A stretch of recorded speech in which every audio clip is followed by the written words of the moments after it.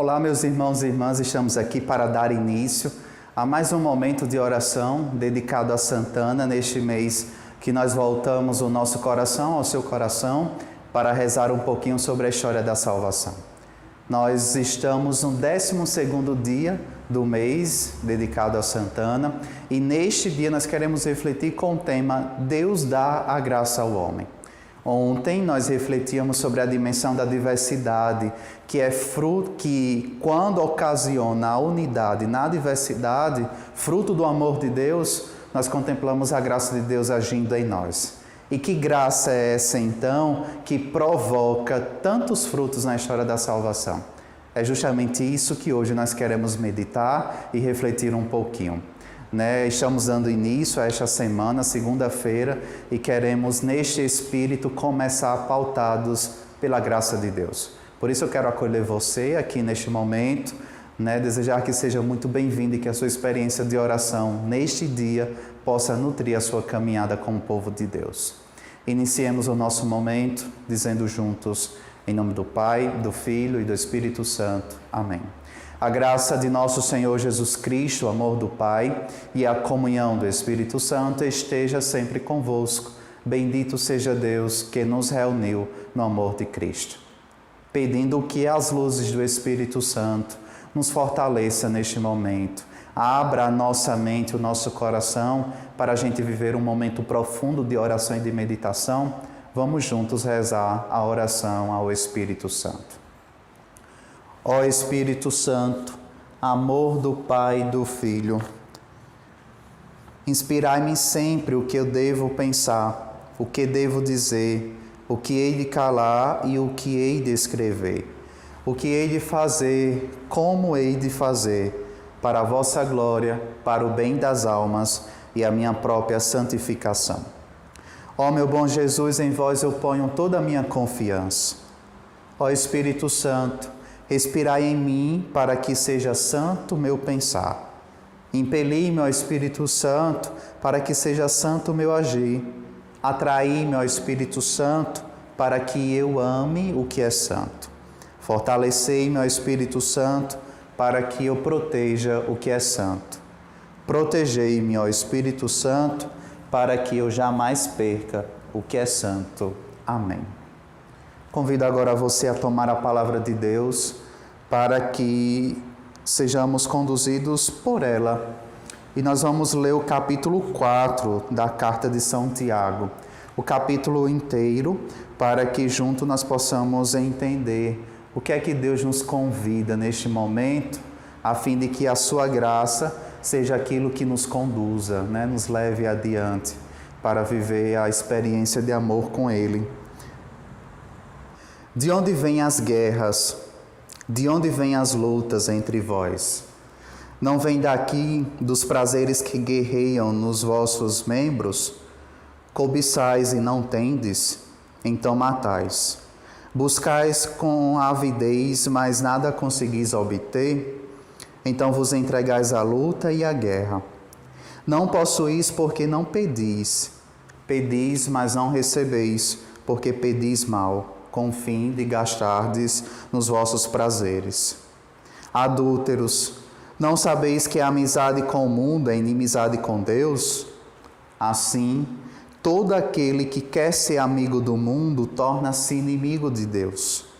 Ou julgais que é em vão que a Escritura diz, ele reclama com ciúme o Espírito que pôs dentro de nós? Mas ele nos dá uma graça maior, conforme diz a Escritura. Deus resiste aos soberbos, mas dá a graça aos humildes. Sujeitai-vos, pois, a Deus, resisti ao diabo e ele fugirá de vós. Chegai-vos a Deus e ele se chegará a vós. Purificai vossas mãos, pecadores, e santificai vossos corações, homens dúbios. Entristecei-vos, cobri-vos de luto e chorai. Transforme-se vosso riso em luto e vossa alegria em desalento. Humilhai-vos diante do Senhor e Ele vos exaltará. Não faleis mal uns dos outros, irmãos. Aquele que fala mal de um irmão ou julga o seu irmão, fala mal da lei e julga a lei. Ora, Se julgas a lei, já não praticas a lei, mas te fazes juiz da lei. Só há um legislador e juiz, a saber, aquele que pode salvar ou destruir. Tu, porém, quem és para julgares o teu próximo? E agora vós os que dizeis, hoje ou amanhã iremos a tal cidade, passaremos ali um ano, negociando e obtendo bons lucros. E, no entanto, não sabeis em mesmo que será da vossa vida amanhã. Com efeito, não passais de vapor que se vê por alguns instantes e depois logo se desfaz. Em vez de dizer, se o Senhor quiser, estaremos vivos e faremos isto ou aquilo. Ora, toda jactância desse gênero é má. Assim, aquele que sabe fazer o bem e não o faz, comete pecado. Palavra do Senhor, graças a Deus. Meus irmãos e irmãs, ontem, quando nós meditávamos a história da Torre de Babel, e todas as consequências dessa história, nós víamos que o homem se colocando ao centro do projeto, Deus confunde porque o homem se sustenta em si mesmo e não na graça que ele opera. E diante disso, o homem provoca aquilo que é uma das consequências do pecado original nas nossas vidas. Achar que nós somos senhores de nós mesmos, e inclusive daquilo que a gente realiza. E hoje, continuando essa reflexão, muito embora a gente use como fundamentação o texto do Novo Testamento, mas é para que nós abramos a nossa consciência diante desse grande mistério que é a graça de Deus em nossas vidas, para entender que jamais, como criaturas, nós poderemos nos sustentar em nós mesmos. A salvação que Deus opera na humanidade é justamente o regresso àquilo que de fato pode sustentar a humanidade, a sua graça, o seu senhorio. É interessante a leitura de Tiago quando coloca que tudo aquilo que de errado acontece no mal vem justamente desse ato que a gente tem, que às vezes passa despercebido em nossa forma de viver. Achar que, por um ato soberbo de viver, nós estamos nos realizando enquanto pessoas. E é justamente o contrário. Porque a atitude humilde que o ser humano tem de reconhecer que só a graça de Deus nos basta, que só ela seria já o suficiente para que nós fôssemos felizes, é diante desta compreensão que o nosso espírito conduz para que a gente também viva a salvação de Deus para as nossas vidas. Aí é interessante que a própria Escritura vai dizer: Deus resiste aos soberbos, mas dá a sua graça aos humildes. Aquilo que a gente escuta tantas das vezes falar, Deus é muito educado. Ele só oferece as coisas que vêm dele àqueles que de fato querem receber, se colocam abertos. E isso não se trata somente dos bens que a gente pede na dimensão material, mas sobretudo da sua graça. O que seria esta graça é a própria presença dele em nossas vidas que nos impulsiona a viver aquela experiência primeira, que muitas das vezes durante esse mês de Santana eu tenho recordado nas reflexões. Todo o projeto de salvação de Deus é para que a gente faça o regresso, a convivência, aquela leitura do Jardim do Éden, aquela experiência do final da tarde que acontecia com Adão e Eva. Mas para poder viver esse regresso, é preciso essa atitude de humildade. Humildade que faz com que a gente reconheça quem nós somos, criatura. Por isso que diante da palavra a gente já compreende o que é que ela significa concretamente em nós. Esse reconhecimento da nossa condição. Porque o ato de se humilhar, de se reconhecer humus, pó, e a gente sabe que no original da palavra se refere mesmo a esterco, ou seja, aquilo que há de mais sujo, nos currais. E é uma atitude não para dizer que eu não presto, mas é uma atitude para dizer assim: eu sou tão frágil, o que é que então eleva a minha dignidade? O que é que então pode me elevar a uma postura de dignidade diante dessa criação? E aqui recordo que nós rezamos outrora, o Salmo 8, que questiona quem é o homem, Senhor, para que dele o Senhor cuide tão bem. O que é que faz com que nós tenhamos esse valor? É justamente o reconhecimento. Eu sou frágil, sou criatura, posso até ser o esterco conforme diz a palavra.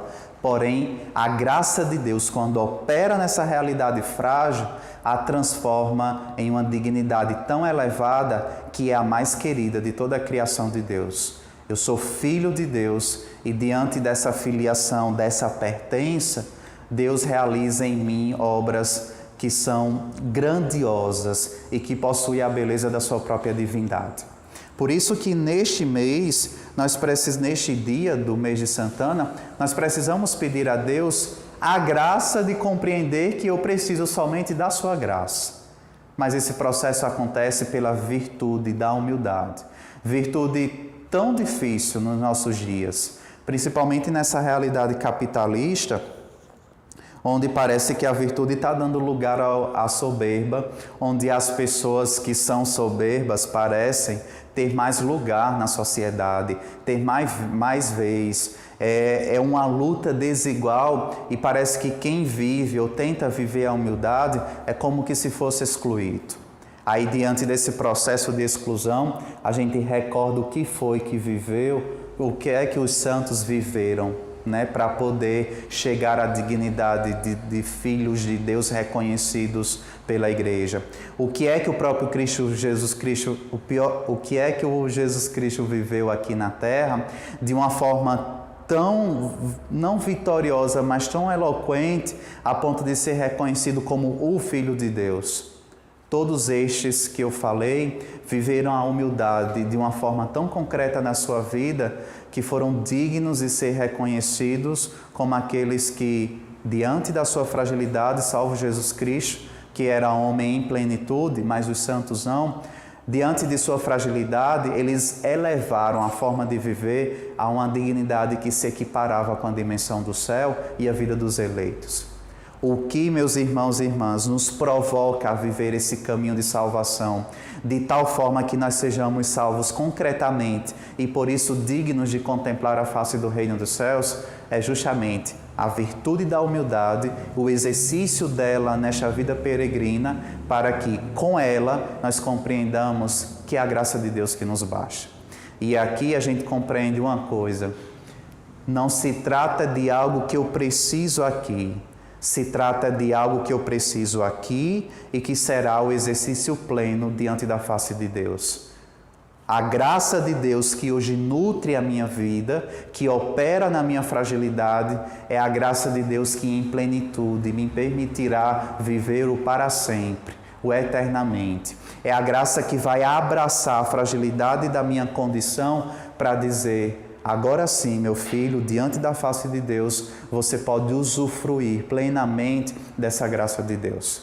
Aí é diante de todo esse mistério que hoje nós precisamos pedir a Santana e a Joaquim a graça de viver a humildade.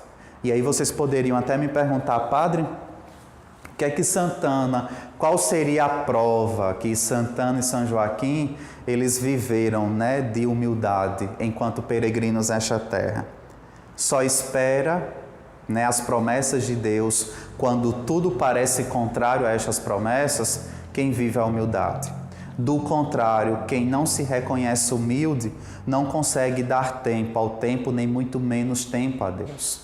A humildade é o fator aqui que nos provoca a atitude de esperar, porque sabe que não é a minha graça, não é o que eu faço, não é aquilo que está no domínio das minhas mãos que vai antecipar o projeto de Deus para a minha vida, mas é somente Ele.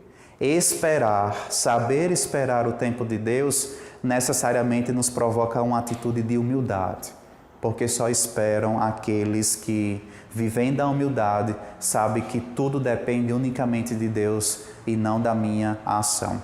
Claro que essa espera não é uma espera passiva, uma espera de quem está sentado com a cabeça olhando para o tempo, mas é uma espera ativa, operante, que faz com que no exercício da humildade eu consiga realizar aquilo que Deus quer de mim, muito embora eu ainda não tenha tudo aquilo que eu estou esperando do Senhor. Aí é diante disso que a gente olha para Ana e Joaquim nesse dia e pede a eles que nos ensinem a ser humildes. E diante disso saber esperar a graça de Deus e também depender unicamente desta graça. Para que a nossa felicidade não esteja pautada naquilo que é mudando, porque hoje é, amanhã já não é mais. Mas naquilo que é eterno, porque sempre o será. E desta maneira a minha felicidade será sempre estável. Aí eu recordo e termino a meditação usando uma palavra da Madre Rosa, da nossa fundadora, a Beata Madre Rosa Gatorno, a uma de suas filhas, quando ela estava escrevendo e a irmã meio que angustiada por causa que as coisas não se ajustavam, as coisas não se realizavam, muitos problemas acontecendo e ela questionando, cadê Deus, cadê a graça de Deus? Aí Madre Rosa escreve a ela e diz o seguinte: por caridade, minha filha, sejamos humildes, senão nos humilhará Jesus. Sim, isso posso assegurar-te. Um ato de vanglória, eis que súbito Deus, com a sua cara, mão, nos humilha ao abismo do nosso nada. Um ato de humildade, eis que o nosso eterno Pai nos confortará, fazendo resplandecer em nós a beleza da sua obra. O ato de humildade diante da ação de Deus faz com que a beleza da sua graça, a beleza da sua obra resplandeça nas nossas atitudes. E é então sustentados por essa confiança que nós queremos pedir neste dia esta graça específica da humildade para poder entender que dependemos unicamente da graça de Deus. E também agora nestas orações, das invocações, do Pai Nosso e da oração conclusiva, pedir por aquela graça que durante este mês você tem implorado. E agora eu convido a você, recorde qual é o nome da pessoa que você tem pedido, para que a graça de Deus o alcance. E não só o alcance, mas como também que esta pessoa entenda que ela depende somente da graça de Deus. Qual é a cura, a súplica, a intervenção que você está pedindo a Deus pela intercessão de Santana neste mês? Rezemos, portanto, as invocações a Ana e a Joaquim. Santana e Joaquim, no exemplo de santos, doaram a filha ao santo dos santos. À luz do candelabro, a menina vivia, guiada por mestres de noite e de dia. Ó Santana, nossa mãe, sê do céu a nossa guia, trazei paz às nossas almas, por Jesus e por Maria.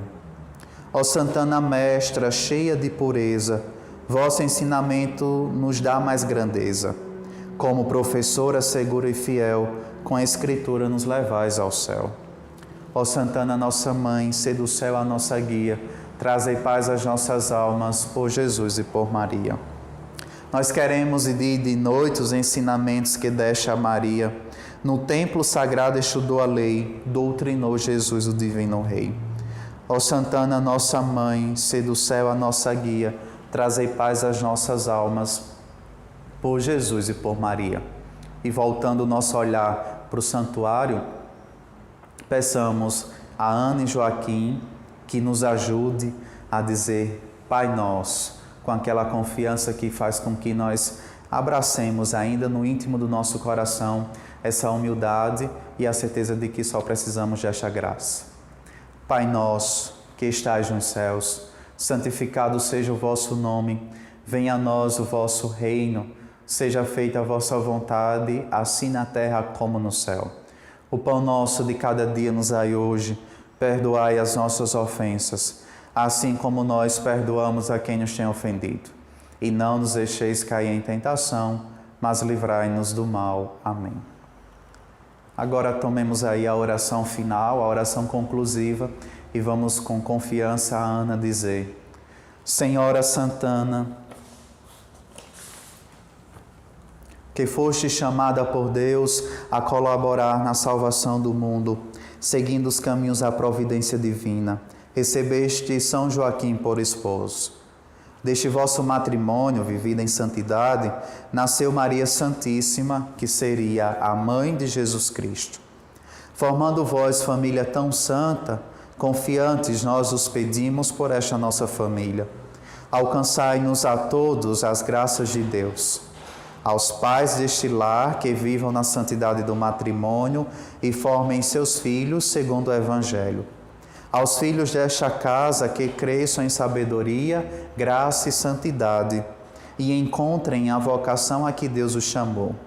E a todos nós, pais e filhos, alcançai-nos a alegria de viver fielmente na Igreja de Cristo, guiados sempre pelo Espírito Santo, para que um dia, após as alegrias e sofrimentos desta vida, mereçamos também nós chegar à casa do Pai, onde vos possamos encontrar, para juntos sermos eternamente felizes no Cristo, pelo Espírito Santo. Amém.